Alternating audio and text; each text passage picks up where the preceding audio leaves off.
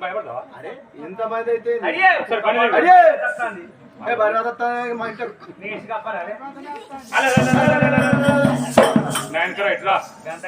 భయపడుతున్నా మొగుడు అంటే